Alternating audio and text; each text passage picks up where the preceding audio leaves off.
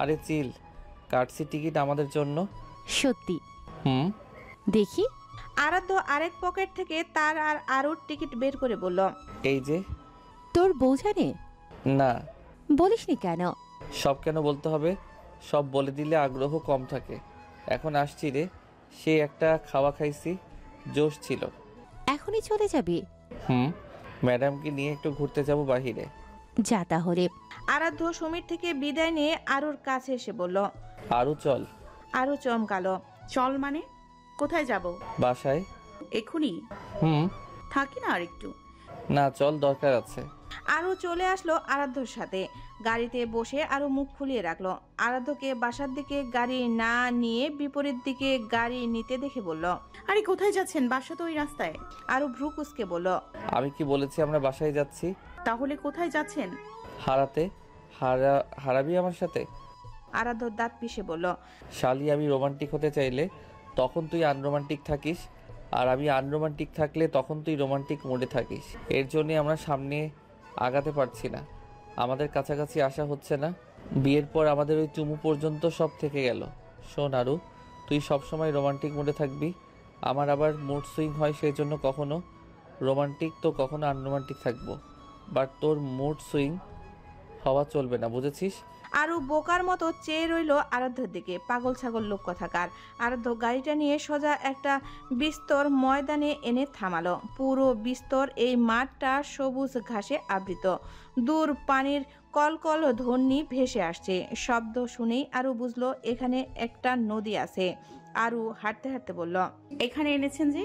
আরাধ্য আরুর হাত ধরে আরুর পায়ের সাথে পা মিলিয়ে হাঁটতে হাঁটতে বলল, এই জায়গাটার সন্ধান বাবা আমায় দিয়েছিল। কেন, এই জায়গাটা স্পেশাল নাকি? হুম, বিয়ের আগে বাবা মাকে নিয়ে এই জায়গায় এসেছিল, ঘুরেছে, নৌকায় চড়েছে, তাই ভাবলাম আমিও তোকে নিয়ে আসি। সুন্দর কিন্তু জায়গাটা। হুম, চল নদীর ধারে বসি। আরাধ্য আরু নদীর ধারে বসলো। আরু নদীর পানিতে পা ভেজাচ্ছে। আরাধ্য তাকিয়ে রইল আরুর পায়ের দিকে। পায়ে বড্ড নুপুরের অভাব। আরু আরাধ্যকে তার পায়ের দিকে তাকিয়ে থাকতে দেখে বলল, পায়ে ক্রিম মাখি না বাপু, সেজন্য ফেসের থেকে একটু কালো, তাই বলে এভাবে কেন দেখছেন? আরাধ্য মুখ ঘুরিয়ে হেসে ফেলল। আরু মাথা ঝুঁকে আরাধ্যর মুখের দিকে তাকিয়ে বলল, হাসছেন কেন? আরাধ্য সাথে সাথে মুখ গম্ভীর করে বলল, হাসছি না। আরু মাথা সোজা করে পাশে তাকাতেই একটা কিউট বাচ্চা মেয়েকে দেখলো। সবে বোধ হয় হাঁটা শিখেছে। গুটি গুটি পায়ে হেঁটে এদিকটায় আসছে। আশেপাশে আর কাউকেই দেখতে পেল না আরু। আশ্চর্য, এটুকু বাচ্চাকে একা ছাড়লো কি করে বাবা মা? আরু বসা থেকে উঠে বাচ্চাটার কাছে গেল। আরাধ্য আচমকা আরুকে উঠে যেতে দেখে বলল, আরে কোথায় যাচ্ছিস? আরু পেছন ফিরে বলল, দেখুন কি কিউট বাচ্চা, ওর বাবা মা নেই আশেপাশে। আরাধ্য উঠে এগিয়ে আসলো। আরু মেয়েটাকে কোলে নিয়ে বলল, হেই কিউটি। মেয়েটা তাকিয়ে রইল আরুর মুখের দিকে। কথা বোধহয় বলা শিখেনি। কথা বলতে পারো না? তোমার বাবা মা কোথায়? দেখছিস তো কথা বলতে পারে না, তার উপর ওর বাবা মা কোথায় এটা জিজ্ঞেস করলে বলতে পারবে ও? আমি তো জাস্ট কথা বাড়ানোর জন্য বললাম, ভুল ধরেন কেন? ওর বাবা মাকে খুঁজি, চলুন। পানিতে পড়ে টরে গেলে একেবারে শেষ। আরু আর আরাধ্য মিলে সামনে এগিয়ে আসতেই দেখলো একজন মহিলা এদিকে সেদিকে তাকিয়ে কিছু খুঁজছে। সামনে তাকিয়ে আরুকে দেখেই এগিয়ে এসে আরুর কোল থেকে বাচ্চাটাকে নিয়ে বলল, কোথায় গিয়েছিলে মাম্মাম? তোমাকে খুঁজছিলাম আমি। আরু প্রথমে জিজ্ঞেস করলো, ওর নাম কি? কুমকুম। আরু এবার গম্ভীর গলায় বলল, এইটুকু বাচ্চা মেয়ে হাত কেউ ছাড়ে? গুটি গুটি পায়ে হাঁটতে হাঁটতে নদী অবধি চলে এসেছিল। আমরা না থাকলে তো গিয়ে পানিতে চলে যেতে পারতো। ধন্যবাদ বুন্টি, আসলে বুঝতে পারিনি। কুমকুমকে পাশে বসিয়ে রেখেছিলাম, ওর বাবা ফোন দেওয়ার ফোনটা রিসিভ করে কথা বলছিলাম, এর ভেতরে কখন যে ও হেঁটে চলে আসলো বুঝিনি। আচ্ছা, এরপর থেকে সাবধানে রাখবেন মেয়েকে। মহিলাটা চলে গেল। আরাধ্য আরুর দিকে তাকিয়ে রইল। আরু আরাধ্যকে নিজের দিকে তাকিয়ে থাকতে দেখে বলল, আশ্চর্য, এভাবে তাকিয়ে আছেন কেন? একটা কথা ভাবছি। কি? আমরা প্রতি বছরে বছরে বাচ্চা নিব, বুঝলি? গুনে গুনে 11টা বাচ্চা নিব আমরা। আরু অবাক হয়ে কিছুক্ষণ তাকিয়ে রইল। তারপর বিরক্ত হয়ে বলল, একটু বুঝিয়ে বলবেন 11টা মানে? আরাধ্য গম্ভীর গলায় বলল, মানে প্রতি বছর একটার হিসেব করলে 11 বছরে 11টা। ফর্মুলাটা খুব সহজ। আরু চোখ কপালে তুলে বলল, আপনি কি আমাকে বাচ্চা তৈরির সরকারি প্রকল্প ভেবেছেন? না না, আমি ভেবেছি তুই এক্সপ্রেস ট্রেন। একটা নামাবি আর একটা আসবে। বাচ্চা ক্রিকেট টিম বানাবো, আমি কোচ, তুই ম্যানেজার। মাথা ঠিক আছে আপনার? আরাধ্য স্বপ্নময় চোখে আকাশের দিকে তাকিয়ে বলল, একদম ঝাক্কাস আমার মাথা। ভাবতো 11টা ছোট ছোট আরু আরাধ্য ঘরের এদিক ওদিক ছুটোছুটি করছে। নামে কি হবে ভাবছিস? আমি ঠিক করেছি প্রথমটার নাম রাখবো প্রথমা, তারপর দ্বিতীয়তমা, তারপর তৃতীয়তমা, তারপর। আরু সঙ্গে সঙ্গে ঝাঁপিয়ে পড়ে আরাধ্যের মুখ চেপে ধরে বলল, নদীতে নিয়ে চুবিয়ে নিয়ে আসবো বলে রাখলাম। আরাধ্য খুব স্বাভাবিকভাবে বলল, ঠিক আছে, নাম না হয় পরে ঠিক করলাম, কিন্তু প্রতি বছরে বছরে প্ল্যানটা কনফার্ম। তাই বলে 11 বছর ধরে শুধু আমি বাচ্চাই পয়দা করব? আরে বোকা, মাঝে মাঝে জমজো তো হতে পারে, তাহলে 2 বছরে 3টা। ক্যালকুলেশন ঠিক রাখিস। সরেন ফালতু বেটা, নিজের পেটে বাচ্চা রেখা জন্ম দেন 11টা। তাহলে এক কাজ কর, আগে ট্রায়াল দিয়ে দেখ একটা নিয়ে কেমন লাগে। যদি ভালো লাগে তখনই সিরিজ শুরু করব আমরা, ওকে? আরু বিরক্তির চরম পর্যায়ে চলে গেল। 2 হাত তুলে চোখ বন্ধ করে বলল, হে খোদা, প্লিজ আমার স্বামীকে নারীদের মতন মাতৃত্বের স্বাদ গ্রহণের সুযোগ করে দাও। নারীদের মতন সেও যেন 10 মাস 10 দিন বাচ্চা লালন করতে পারে তার পেটের ভেতর। আরু চোখ মেলে আরাধ্যর দিকে তাকিয়ে বলল, আমিন বলুন। রাতের আকাশ এক বিস্তীর্ণ অথচ নিঃশব্দ ক্যানভাস, যেখানে অগণিত নক্ষত্র জ্বলছে নিঃশব্দ অথচ অর্থবাহী। তারারা কিসের সাক্ষী কে জানে? হয়তো কোনো হারিয়ে যাওয়া প্রেমের, হয়তো কোনো অতল অশ্রুর। চাঁদ সে যেন আকাশের একমাত্র প্রতীক, একা অথচ দীপ্ত। তার আলো কখনো রূপকথার মতো মায়াবী, কখনো শূন্যতার মতো নিঃসঙ্গ। মাঝে মধ্যে একগুচ্ছ মেঘ ভেসে আসে কুয়াশার মতো ধীরে, কিংবা অভিমানের মতো আকস্মিক। আলো ছায়ার এই খেলা রাতকে এক আশ্চর্য গভীরতা দেয়, যেন কোনো বিস্তৃত ইতিহাস, যে গল্পের পাতা কেউ উল্টে দেখে না, তবু যার অস্তিত্ব অনস্বীকার্য। হঠাৎ কোনো দুরাগত পাখির ডানার শব্দ, কিংবা বাতাসে দুলতে থাকা গাছের পাতার মৃদু নড়াচড়া, সব কিছু মিলে এক অদৃশ্য কবিতার জন্ম দেয়। রাতের আকাশে শুধু আকাশ নয়, সে এক অতল রহস্য, এক অনিবার্জনীয় স্বপ্ন। কেউ হয়তো তাকিয়ে থাকে উত্তর খুঁজে, অথচ আকাশে কোনো দিন উত্তর দেয় না। শুধু নক্ষত্ররা জ্বলে, নিভে যায়, আর তারা একাকী পথ চলতে থাকে। কিরে, ঘুমাবি না? সকালে উঠতে হবে তো ভোরে। আরাধ্যর কথায় ঘোর ভাঙে আরুর। ব্যালকনিতে বসেছিল। বাসার ভেতর সবচেয়ে পছন্দের জায়গা বলতে এই ব্যালকনি। খাবার টেবিলেই জানতে পেরেছে কাল তারা সাজেক যাচ্ছে। আরাধ্য আরুকে নীরব দেখে কফির মগ হাতে নিয়ে আরুর পাশে বসে বলল, কি রে, বোবাই ধরলো নাকি তোকে? আরু আজ চোখে তাকালো। আচমকা আরাধ্যর বাহু জড়িয়ে ধরে বলল, আচ্ছা, আপনি নীরাকে কেন বিয়ে করলেন না? আকস্মিক নীরার নাম শুনে আরাধ্যর কপাল কুঁচকে আসলো। হঠাৎ নীরাকে টানছিস কেন? বলুনই না, বিয়ে কেন করলেন না? আরাধ্য আরুর মাথায় আলতো করে হাত রেখে বলল, যাকে দেখলে নিজের নিজের লাগে না, যাকে দেখলে আমার অনুভূতি জাগে না, তাকে কি করে বিয়ে করব আমি? আরু মাথা উঁচু করে আরাধ্যর মুখের দিকে তাকিয়ে বলল, আমাকে দেখলে নিজের নিজের লাগে, অনুভূতি জাগে? যদি বলি হ্যাঁ, তাহলে? তাহলে বলুন ভালোবাসেন আমাকে। কেন বলবো এ কথা? আমি শুনতে চাই সেজন্য। আমি তো বলতে চাই না, হোয়াই? বিকজ আমিও শুনতে চাই। আরু আরাধ্যের বাহু ছেড়ে দিয়ে বলল, আমি কখনোই বলবো না। তাহলে আশা করিস কি করে আমি বলবো? মেয়েরা দম বন্ধ হয়ে মরে যাবে, তারপরেও বলে না। মেয়েরা শুনতে পছন্দ করে। সেম ছেলেরাও। নীরা কিন্তু আসলে একটা ভালো মেয়ে। আমি কখন বললাম নীরা বাজে মেয়ে? ও আপনার থেকে বেটার ডিজার্ভ করে। আমিও তাই মনে প্রাণে মানি। জামা কাপড় গোছাতে গেলাম, আপনি আসুন। আরু চলে গেল। আরাধ্য পায়ের উপর পা তুলে পকেট থেকে ফোন বের করলো সময় দেখার জন্য। সময়টা দেখে পকেটে ফোনটা ভরতেই ফোনটা বেজে উঠল। আরাধ্য দেখলো আয়ুষ ফোন করছে। আরাধ্য ভ্রু কুঁচকালো। রিসিভ করে কানে দিতেই ওপাশ থেকে আয়ুষ বলল, হেই ব্রো, হোয়াটসঅ্যাপ? গুড। একটা কথা আমার কানে এসেছে ব্রো। क्या है ट्रूथ? কি কানে গেছে তোর? Bro, I hear you go to Sajek, yes. but why? আরাধ্য কফিতে চুমুক দিয়ে বলল। তোর বোনের সাথে হানি খেতে, সাথে মন দেখতে। আয়ুষ উৎফুল্ল হয়ে বলল। আমাকেও নিয়ে চলো bro. I love honey with sea night moon. I love tour. আয়ুষের কথা শুনে আরাধ্যর কপাল কুঁচকে আসলো। তোর বয়স হয়নি হানি খাওয়ার আয়ুষ, আরো বড় হ, বিয়ে কর, তারপর হানি খাস আর সাথে মনও দেখিস। হানি খাওয়ার সাথে আর মন দেখার সাথে বিয়ের কি সম্পর্ক ব্রো? আমাকেও নিয়ে চলো সাথে। আমি নিজের পকেট থেকে টাকা দিব, সেই টাকা দিয়ে হানি কিনে দিও। আরাধ্য কপাল চাপড়ালো। কোনক্ষণে এমন ভাব দেখে হানি খাওয়ার কথা বলল সে। দেখ আয়ুষ, তুই ছোট মানুষ, এই হানি সেই হানি না। তাহলে কি ভেজাল হানি? চিনি দিয়ে ফেক হানি খেতে যাচ্ছ? আরাধ্য এবার রেগে বলল। না রে ভাই, আমি কোনো হানি খেতে যাচ্ছি না। তাহলে কি করতে যাচ্ছ? তোর বোনের সাথে হানিমুন করতে। শালা, এবার বুঝেছিস? আয়ুষ লজ্জা পাওয়ার ভান করে মুখে হাত দিয়ে বলল। ব্রো, হানিমুন করতে যাচ্ছ? ছি ছি ছি, এসব তো লুকিয়ে যেতে হয়। তোমার দেখছি লজ্জা নেই ব্রো। ছি ছি ছি। এই চিচিচি করছিস কেন শালা? আমি কি পরনারীর সাথে যাচ্ছি নাকি? আর হানিমুন চিচি করার মতন ব্যাপার নাকি? আমি লজ্জা পেয়ে গেছি ব্রো। বেলিহাস কিনা লজ্জা পাচ্ছে, হাস্যকর। ব্রো, একটা কথা শোনো। বল। বলছে কি আমি? দেখি তুই যাওয়ার কথা বলিস না আয়ুষ। না ব্রো, আমি যাওয়ার কথা বলছি না। বলছি আমি আর আরশিও তো একদিন যাব, তাই না বলো? আমি আরশিকে নিয়ে দেশের বাইরে যাব। পাকিস্তানের কাশ্মীরে যাব। থাপড়াইয়া তোর দাঁত ফেলাই দিব আয়ুষ। এইটুকু বলে এখনই হানিমুনের কথা ভাবছে? ফোন রাখ শালা, নাক টিপলে দুধ বের হয়।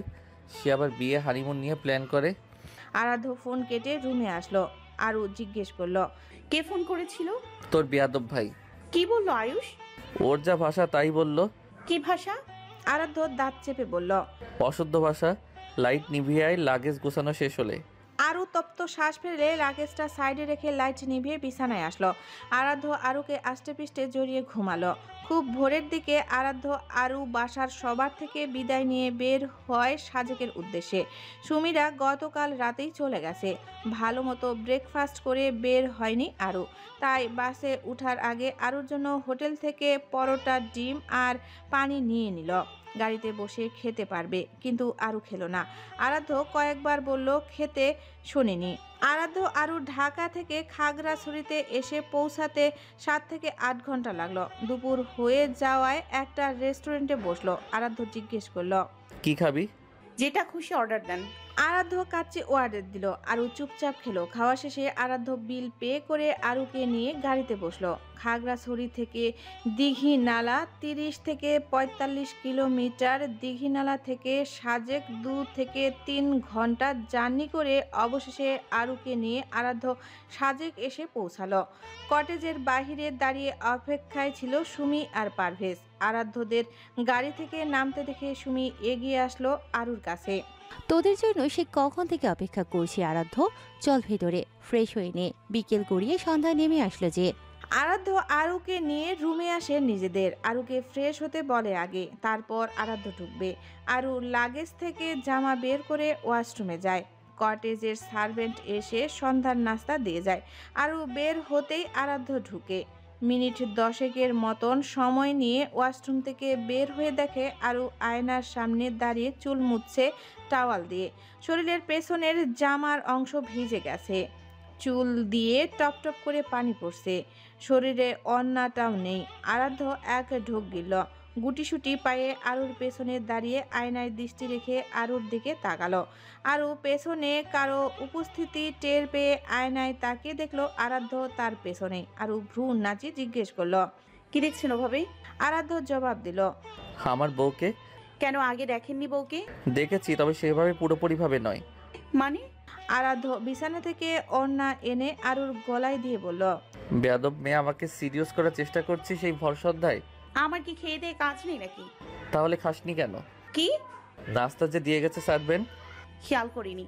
আরু খাবার খেয়ে রুম থেকে বের হয়ে গেল। আরাধ্য বুকে ফু দিল। এতদিন ধরে নিজেকে কন্ট্রোল রেখেছে, আর আজ কিনা এতেই কন্ট্রোললেস হয়ে যাচ্ছিল।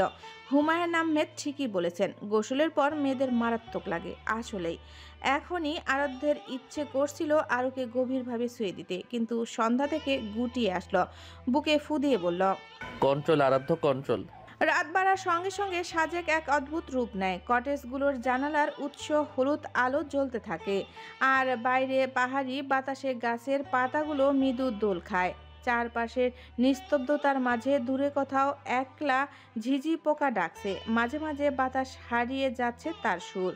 কটেজের বারান্দায় বসে থাকলে দেখা যায় মেঘেরা ধীরে ধীরে উপত্যকার গা বেয়ে নেমে আসছে। কখনো মনে হবে তারা বারান্দা পর্যন্ত চলে এসেছে, আবার কখনো নিখোঁজ হয়ে গেছে অন্ধকারের গহ্বরে। হাত বাড়িয়ে ছুঁতে চাইলে উষ্ণ নিঃশ্বাসের মতো মিলিয়ে যায়। হঠাৎ কোথাও কুকুরের ঘেউ ঘেউ ডাক ভেসে এলো। পাহাড়ি পথে পর্যটকদের আনাগোনা কমে গেছে, কিন্তু কটেজগুলোর ভেতরে গল্প এখনো চলছে। কেউ কাঠের চেয়ারে টেনে বসে এক কাপ কফিতে চুমুক দিচ্ছে, কেউ বা জানালার পাশে দাঁড়িয়ে অন্ধকার পাহাড়ের দিকে তাকিয়ে একান্তে কিছু ভাবছে। রাত যত গভীর হয় সাজেক ততই যেন রহস্যময় হয়ে ওঠে। এই পাহাড়ি নির্জনতার মধ্যে লুকিয়ে থাকা অনুভূতিগুলো ধীরে ধীরে জেগে ওঠে। কেউ হয়তো হারানো ভালোবাসার কথা ভাবে, কেউ বা জীবনের নতুন কোনো অর্থ খুঁজে। আর যদি কপাল ভালো থাকে, আকাশে ছড়িয়ে থাকা অগণিত নক্ষত্রের মাঝখানে হুট করে একটা উল্কোপাতের দৃশ্য ধরা দিতে পারে, যেন পাহাড়ের নিঃসঙ্গ রাতেও কেউ একটা ইচ্ছে পূর্ণের বার্তা দিয়ে গেল। কটেজের বাইরের চেয়ারে পেতে বসে আছে আরু, আরাধ্য, সুমি, পারভেজ। টুকটাক গল্প হচ্ছে তাদের মাঝে। পারভেজ বর্ণনা করছে কিভাবে তাদের প্রথম দেখা থেকে শুরু করে প্রপোজ, তারপর বিয়ে অবধি আগালো। আরু মনোযোগ দিয়ে শুনল। পারভেজ আরাধ্যকে জিজ্ঞেস করে উঠল, তা তোমাদের প্রেম ভালোবাসা কি করে হলো? কে কাকে আগে জানিয়েছিলে মনের কথা? আরু কেসে উঠল। সুমি পানির গ্লাস এগিয়ে দিল, আরু পানি খেলো আর চোখে তাকালো আরাধ্যর দিকে। কি হলো, বলবে না নাকি? পারভেজের কথায় আরাধ্য নড়ে চড়ে বসে বলল, তেমন কোনো গল্প নেই, জাস্ট 2 লাইনের। ভেরি ইন্টারেস্টিং তো, শুনতে চাই। আমাদের মধ্যে সেভাবে বাহ্যিকভাবে কোনো ভালোবাসা গড়ে ওঠেনি। মানে তাহলে বিয়ে কি করে হলো? ওই যে মনের চাওয়া প্লাস ভালোবাসা। মন থেকে কাউকে চাইলাম, তারপর ছলে বলে কৌশলে তাকে নিজের করে নিলাম। তার মানে আরুকে তুমি ফাঁসিয়ে বিয়ে করেছো? একদম ঠিক ধরেছেন। এটা করতে হলো কেন? আমি অনুভূতি বোঝাতে ভীষণ কাঁচা। কোনো কাব্যিক ভাষায় কবিদের মতন গুছিয়ে বলতে পারি না। আমার পছন্দ হয়েছে নিজ থেকে বলতে পারিনি সবার সামনে। বিশেষ করে এটা বড়দের সামনে হয়ে থাকে, বাড়ির সকলের সামনে। আমি একজন আদর্শ ভদ্র সন্তান, তো সরাসরি বলতে পারিনি আমার একজনকে চাই। লাইফে সুখ দুঃখ ঝড় ঝাপটা সুনামি যাই বয়ে যাক, আমার তাকে আমার পাশে চাই। কিন্তু এই পরিবারের বাহিরে জাস্ট একজনের কাছে আমি বেয়াদব ফাজিল, সেটা আমার বউ। ছোট থেকে যাকে নিজের ভেবে এসেছি আমি তাকেই আমার বউ করেছি। অ্যান্ড নাও আমি আসলে একজন সুখী ব্যক্তি। আরও সুখী কিনা আমার সাথে তা বলতে পারবো না। তাতে আমার কি, আমি তো সুখী। এদিক দিয়ে আবার আমি ভীষণ সেলফিশ। আরু আরাধ্যের দিকে তাকিয়েছিল এতক্ষণ। এই বেয়াদব তাকেই চেয়ে এসেছে, আর এমন ভাব ধরতো সবার সামনে যে আরু আরাধ্যকে চাচ্ছে। পারভেজ চায়ের কাপে চুমুক বসিয়ে বলল, ভীষণ চালাক তুমি। তা বলতে পারেন, চালাক না হলে ঠকতে হয়, আমি আবার ঠকতে রাজি রই। অবশ্যই। তা আরু, তুমি কেমন আছো আরাধ্যর সাথে বিয়ের পর? সুমি বলেছে তোমরা নাকি সবসময় শুধু ঝগড়াই করো। আরু আরাধ্যর দিকে তাকালো। আরাধ্য তাকিয়েছে তার দিকে। কি নেশালো সেই চাহনি, বাপরে! আরু চোখ সরিয়ে নিল, ঠোঁটের কোণে হাসি ফুটিয়ে বলল, টক ঝাল মিষ্টি এই সম্পর্কের রং, কখনো উদাস, কখনো অনুরাগের ঢং। একদিন হাসি, পরের দিন অভিমান, তবু ভালোবাসা থাকে অবিরাম। ঝাল ঝালের কথার খেলা, তবু না হারায় মায়ার খেলা। টক অভিমান, মন খারাপের সুর, একটু মিষ্টি হাসিতেই ফুর। এই টানাপোড়েনে মান অভিমান, তাতেই তো গাথার হৃদয়ের গান। টক ঝাল মিষ্টি সব রইল মিশে, সম্পর্কে বাঁচে ভালোবাসার নিরে। পরিশেষে আমি তার সাথেই সুখী। পারভেজ আরুর দিকে তাকিয়ে বলল, বাহ, দুজনেই দুজনের সাথে বেশ সুখী আছো। জি, দোয়া করবেন। দোয়া সবসময় আছে। কাল সকালে কিন্তু আমরা বের হব, তৈরি হয়ে থেকো দুজন। সাজেক মানে বসে থাকা জায়গা না, এটা ঘুরে দেখা জায়গা। পারভেজ সুমিকে নিয়ে চলে গেল কটেজে। আরাধ্য এগিয়ে এসে আরুর গা ঘেঁষে চেয়ারে বসলো। আরু চায়ের কাপ নিয়ে চুমুক দিতেই আরাধ্য আরুর চায়ের কাপটা নিয়ে নিজে চুমুক বসিয়ে বলল, মেয়ে, তোর চায়ের কাপের স্বাদ যেন তোর ঠোঁটের মিষ্টি ভাষা। যতই করি পান ততই বাড়ে পিপাসা, আর ততই গভীর হয় নেশার রাস্তা। আরু মুচকি হাসলো। আরাধ্য আর আরু কটেজের ভেতরে গেল না, বাহিরে বসেই আরাধ্যর কাঁধে মাথা রেখে মধ্যরাত অবধি চাঁদ দেখলো আরু। প্রায় 1:45টার দিকে আরাধ্য রুমে যাওয়ার জন্য আরুকে ডাকতেই তাকিয়ে দেখলো আরু ঘুমিয়ে গেছে। বাতাসে চুলগুলো এলোমেলো হয়ে মুখ জুড়ে ঢেকে আছে। আরাধ্য সন্তর্পণে চুলগুলো কানের পাশে গুঁজে দিল। আসলেই জীবনের ভালোবাসার মানুষকে পেয়ে গেলে জীবনে বেঁচে থাকার সুখ আরো দ্বিগুণ হয়ে যায়। আরাধ্য আরুর ঘুমটা ভাঙালো না, আরুকে পাজা কোলে করে রুমে নিয়ে বিছানায় শুয়ে কাঁথা জড়িয়ে দিল। তারপর দরজা লাগিয়ে রুমের লাইট নিভিয়ে আরুর পাশে ঘুমন্ত আরুকে দেখতে লাগলো।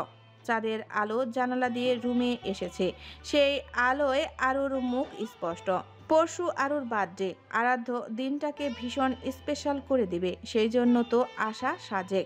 আরাধ্য মুচকি হেসে আলতো করে আরুর গালে 2 হাত রেখে কপালে কপাল ঠেকিয়ে বলল, ভালোবাসা হলো এক অদৃশ্য নেশা, যা সঙ্গীন থাকলে পৃথিবী শূন্য, আর একসাথে থাকলে পৃথিবীও অপ্রতুল। আরাধ্যর পৃথিবী অপ্রতুল লাগতে শুরু করলো আরুকে নিজের করে পাওয়ার দিন থেকেই। সে ভীষণ ভালোবাসে অগোচরে এই মেয়েটাকে, না পেলে তো পাগলই হয়ে যেত।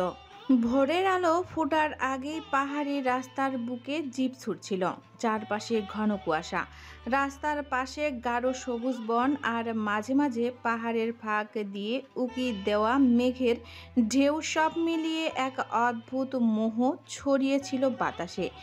জিপে বসে ঘুমে ঢুলছে আরু। আরাধ্য ঘুমন্ত আরুকে টেনে সাথে নিয়ে এসেছে কাংলাক পাহাড় উঠে সুন্দর এক দৃশ্য দেখার জন্য। জিপটা পারভেজের ভাইয়ের, পেছনে বসেছে পারভেজ ভাই আর সুমি।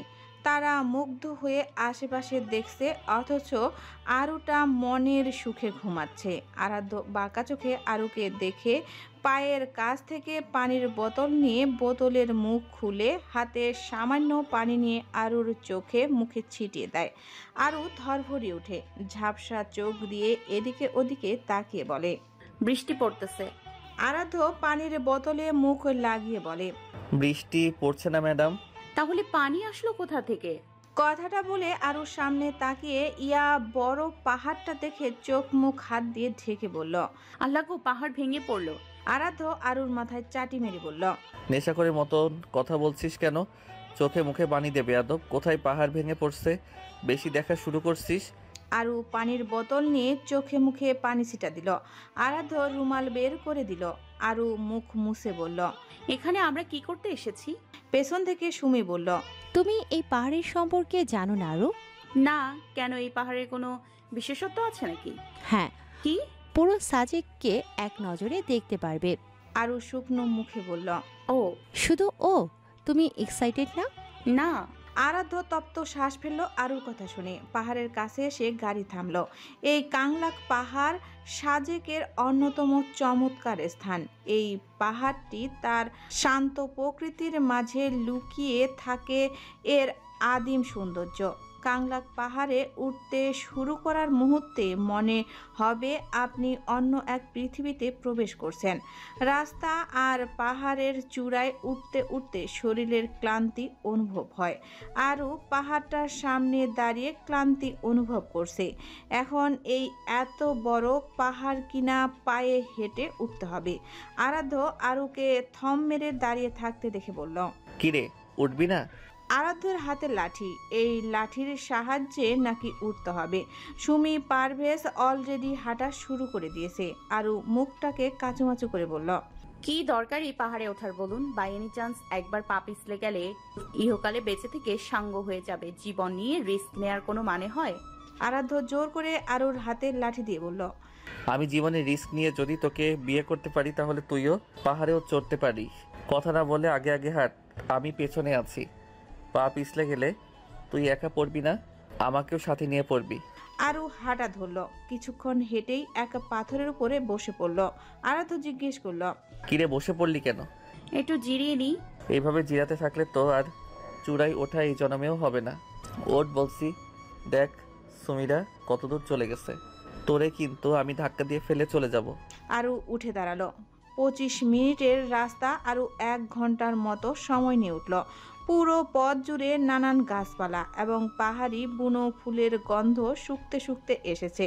কম করে হলেও 5 বারের মতো জিরিয়েছে। আরু কাংলাক পাহাড়ের চূড়ায় উঠে হাঁটুতে 2 হাত ঠেকিয়ে ঝুঁকে শ্বাস ফেলে সামনে তাকাতেই হা হয়ে যায়। কিছুটা দূরের পাহাড়ের মাথা গিলে ফেলা মেঘ আর নিস্তব্ধতার মাঝে হালকা বাতাস আপনার আত্মা পর্যন্ত শীতল করবে। মেঘগুলোকে দেখে মনে হচ্ছে মাথার উপর প্রায় ছুঁয়ে যাচ্ছে। আর নিচে সাজেকের সবুজ উপত্যকা, সামনে বিস্তর সবুজ গাছপালা, ঘন মেঘের প্রাচীর আর পাহাড়ি ফুলের সুরভি। আরাধ্য আরুকে হা করে তাকিয়ে থাকতে দেখে বলল, হা করে তাকিয়ে আছিস কেন? মশা ঢুকবে তো।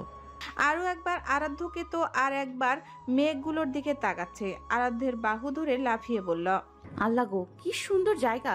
হাওয়া ভাতের মতো করিস না আরু, চল ছবি তুলি।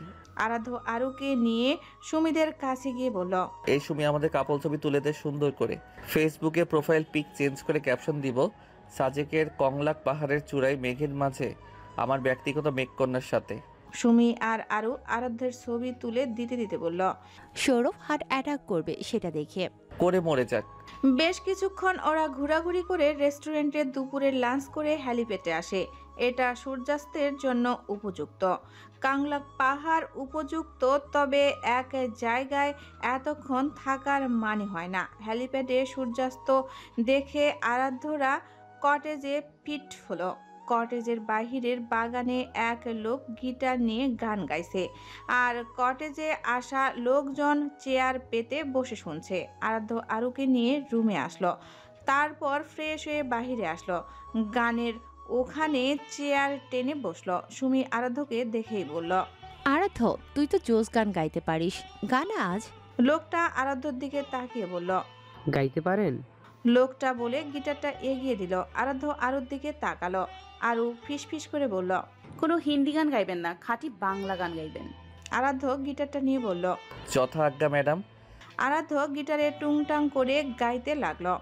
দেখেছি দেখেছি রূপসাগরে মনের মানুষ কাঁচা সোনা, দেখেছি রূপসাগরে মনের মানুষ কাঁচা সোনা, মানুষ কাঁচা সোনা।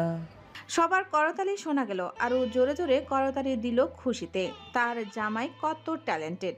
বাপ মায়ে একেবারে যোগ্য পোলার হাতে তাকে সঁপে দিয়েছে।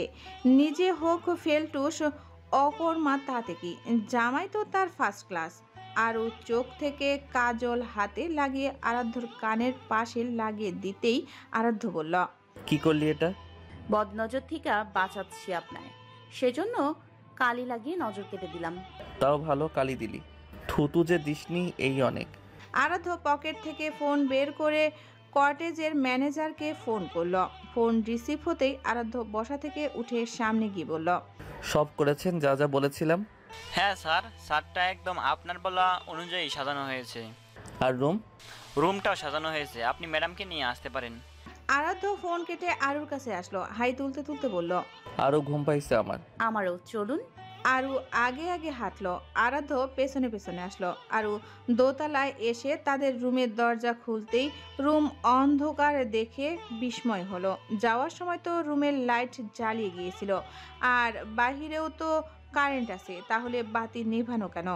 আরু দেওয়ালে হাতড়ে সুইচ খুঁজে লাইট জ্বালিয়ে সামনে ঘুরতেই হা হয়ে যায়। বেডের উপর গোলাপের পাপড়ি, লাভ শেপের। আরু পেছনে ফিরল। আরাধ্য দরজায় হেলান দিয়ে বুকে হাত গুজে আরুর দিকে তাকিয়ে আছে। এসব কি? আরাধ্য দরজা বন্ধ করে এগিয়ে আসলো। আরুকে পেছন থেকে জড়িয়ে কানের ফিসফিস করে বলল, আজ আমাদের লেট নাইট। মানে? ফার্স্ট নাইটে তো হলো না, তাই লেট করে হতে যাওয়ায় লেট নাইট নাম দিলাম। তোর জন্য একটা উপহার আছে। আরু উৎসাহিত হয়ে বলল, কি এনেছেন আমার জন্য? তাড়াতাড়ি দিন। আরাধ্য আলমারি থেকে একটা শপিং ব্যাগ বের করে আরুর হাতে দিয়ে বলল, it's for you my lovely wife. Aru প্যাকেটটা নিল। বিছানায় বসে অতি আগ্রহের সাথে খুলতে লাগলো। আরাধ্য মুস্কি হাসতে লাগলো। আরু প্যাকেটটা খুলেই ভেতরে থাকা জিনিসটা খুলে মেলতেই যা দেখলো, এক চিৎকার দিয়ে জিনিসটা ছুঁড়ে ফেলে দিল। আর সেটা গিয়ে পড়লো আরাধ্যের মুখের ওপর। আরাধ্যের মুখের হাসি গায়েব হয়ে গেল। মুখ থেকে কাঙ্ক্ষিত জিনিসটা সরিয়ে আরুর দিকে তাকিয়ে বলল, আমার মুখের উপর ফেললি কেন বেয়াদব?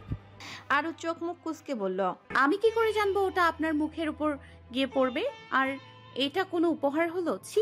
কেন, কি হয়েছে? তুই আমার বউ লাগিস, তোকে আমি দিতেই পারি নাইটি। যা চেঞ্জ করে পরে আয় এটা। আরও চোখ বড় বড় করে বলল,